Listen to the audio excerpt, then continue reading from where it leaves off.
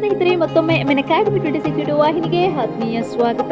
ಎಲ್ಲ ಶಿಕ್ಷಕರಿಗೂ ಬಹಳ ಇಂಪಾರ್ಟೆಂಟ್ ಆದ ಅಪ್ಡೇಟ್ ಇದು ಸ್ನೇಹಿತರೆ. ನೋಡಿ, ಸುಪ್ರೀಂ ಕೋರ್ಟ್ ನಲ್ಲಿ ಆದೇಶ ಹೊರಡಿಸಿದಂತೆ ಟಿಟಿ ಪರೀಕ್ಷೆಯಲ್ಲಿ ಉತ್ತೀರ್ಣರಾಗಲು ಎಷ್ಟು ಸಮಯಾವಕಾಶವಿದೆ, ಹಾಗೆ ಟಿಟಿ ಕ್ವಾಲಿಫೈಡ್ ಆಗದೇ ಇದ್ದಲ್ಲಿ ವಿಫಲವಾದರೆ ಏನಾಗುತ್ತೆ, ನೆಕ್ಸ್ಟ್ ಯಾವ ಶಿಕ್ಷಕರಿಗೆ ಟಿಟಿಯಿಂದ ವಿನಾಯಿತಿ ಇರುತ್ತೆ, ಹಾಗೆ ಕೇಂದ್ರ ಸರ್ಕಾರವು ಸುಪ್ರೀಂ ಕೋರ್ಟ್ ಆದೇಶವನ್ನು ಹೇಗೆ ಅನುಷ್ಠಾನಗೊಳಿಸುತ್ತಿದೆ, ಇದಕ್ಕೆ ಸಂಬಂಧಿಸಿದ ಕಂಪ್ಲೀಟ್ ಮಾಹಿತಿ ಒಂದು ವಿಡಿಯೋದಲ್ಲಿ ನೋಡ್ತಾ ಹೋಗೋಣ. ಹಾಗೆ ಇದೇ ಮೊದಲನೇ ಬಾರಿಗೆ ನಮ್ಮ ವಿಡಿಯೋವನ್ನು ವೀಕ್ಷಿಸುತ್ತಿರುವಂತಹ ಎಲ್ಲ ಶಿಕ್ಷಕ ಆಕಾಂಕ್ಷಿಗಳು ಇದೇ ತರದ ಲೇಟೆಸ್ಟ್ ಅಪ್ಡೇಟ್ಗಳಿಗಾಗಿ ನಮ್ಮ MN Academy 26 ವಾಹಿನಿಯನ್ನು subscribe bell icon all in ಆಪ್ಷನ್ಗೆ ಸೆಲೆಕ್ಟ್ ಮಾಡಿಕೊಳ್ಳಿ ಸ್ನೇಹಿತರೆ. ಮುಂಬರ್ತಕ್ಕಂತಹ ಸ್ಪರ್ಧಾತ್ಮಕ ಪರೀಕ್ಷೆಗಳ ನೋಟಿಫಿಕೇಶನ್ ಮೊದಲು ನಿಮಗೆ ರೀಚ್ ಆಗುತ್ತೆ ಅಂತ ಹೇಳ್ತಾ ಮಾಹಿತಿಗೆ ಬರೋಣ. ನೋಡಿ, ಈಗ ಸುಪ್ರೀಂ ಕೋರ್ಟ್ ಆದೇಶದಂತೆ ಶಿಕ್ಷಕರಿಗೆ ಪ್ರಮೋಷನ್ ಮೀನ್ಸ್ ಬಡ್ತಿ ಬೇಕಾದರೆ ನೀವು ಟಿಟಿಯಲ್ಲಿ ಕ್ವಾಲಿಫೈಡ್ ಆಗಲೇಬೇಕು. ಇದನ್ನ ಸ್ಪಷ್ಟಪಡಿಸಿದಂತೆ ಲೋಕಸಭೆಯಲ್ಲಿ ಕೇಂದ್ರ ಸರ್ಕಾರದ ಪ್ರಕ್ರಿಯೆ ಮತ್ತು ಸುಪ್ರೀಂ ಕೋರ್ಟ್ ನಿರ್ದೇಶನಗಳ ಪ್ರಕಾರ ಟಿಟಿಯಲ್ಲಿ ಉತ್ತೀರ್ಣರಾಗುವುದು ಈಗ 1 ರಿಂದ 8ನೇ ತರಗತಿಗೆ ಬೋಧನೆ ಮಾಡಲು ಕಡ್ಡಾಯ.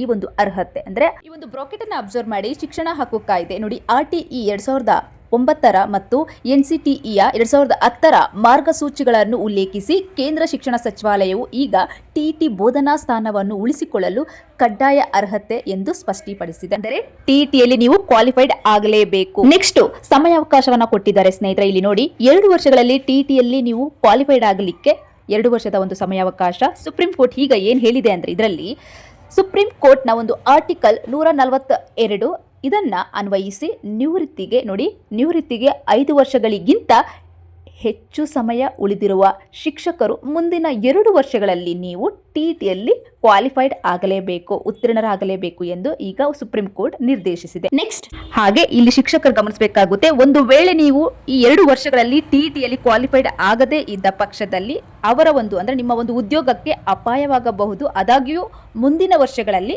ನಿವೃತ್ತಿಯಾಗಿರುವಂತಹ ಶಿಕ್ಷಕರು ಈ ನಿಯಮಗಳಿಂದ ಅವರಿಗೆ ಮಾತ್ರ ವಿನಾಯಿತಿ ಇರುತ್ತೆ. ಅಂದ್ರೆ ಮುಂದಿನ 5 ವರ್ಷಗಳು ಅವರಿಗೆ ನಿವೃತ್ತಿ ಇರುತ್ತೆ. ಅಂತಹ ಶಿಕ್ಷಕರಿಗೆ ಮಾತ್ರ ಈ ಒಂದು ನಿಯಮಗಳಿಂದ ಟಿಇಟಿಯಲ್ಲಿ ವಿನಾಯಿತಿ ಇರುತ್ತೆ ಅಂತ ಹೇಳಿದ್ದಾರೆ ಸ್ನೇಹಿತರೆ. ಇದು ನಿಮಗೆ ತಿಳಿಸಿರ್ಲಿ, ಓಕೆನಾ. ನೆಕ್ಸ್ಟ್ ಶಿಕ್ಷಕರು ಇದನ್ನ ತಿಳ್ಕೋಬೇಕಾಗುತ್ತೆ, ಮೇನ್ ಇಂಪಾರ್ಟೆಂಟ್ ನೋಡಿ. ಇಲ್ಲಿ ಭರ್ತಿಗಳ ಬಗ್ಗೆ ಯಾವುದೇ ರಾಜಿ ಇರುವುದಿಲ್ಲ ಎಂದು ಈಗ ನ್ಯಾಯಾಲಯ ಸ್ಪಷ್ಟಪಡಿಸಿದೆ. ಅಂದ್ರೆ ಈಗ ಟಿಇಟಿ ಅರ್ಹತೆ ಇಲ್ಲದ ಯಾವುದೇ ಶಿಕ್ಷಕರಿಗೆ ಅವರ ಅನುಭವ ಏನೇ ಇರಲಿ ಬಡ್ತಿ ಇಲ್ಲಿ ಅವರಿಗೆ ನೀಡುವುದಿಲ್ಲ, ಪ್ರಮೋಷನ್ ಅವರಿಗೆ ಇರೋದಿಲ್ಲ. ಹಾಗೆ ಕೇಂದ್ರ ಸರ್ಕಾರವು ಸುಪ್ರೀಂ ಕೋರ್ಟ್ನ ಆದೇಶವನ್ನ ಕಟ್ಟುನಿಟ್ಟಾಗಿ ಪಾಲಿಸುವುದಾಗಿ ಮತ್ತು 2011ಕ್ಕಿಂತ ಮೊದಲು ನೇಮಕಗೊಂಡ ಶಿಕ್ಷಕರಿಗೆ ಪ್ರತ್ಯೇಕ ರಾಷ್ಟ್ರೀಯ ನೀತಿಯನ್ನ ರಚಿಸುವುದಿಲ್ಲ ಎಂದು ಈಗ ಸ್ಪಷ್ಟಪಡಿಸಿದೆ. ಆದರೆ ಇಲ್ಲಿ ಅಬ್ಸರ್ವ್ ಮಾಡಿ, ಈಗ ಪ್ರತ್ಯೇಕ ರಾಷ್ಟ್ರೀಯ ನೀತಿಯನ್ನು ರಚಿಸುವುದಿಲ್ಲ ಎಂದು ಈಗ ಸ್ಪಷ್ಟಪಡಿಸಿದ್ದಾರೆ.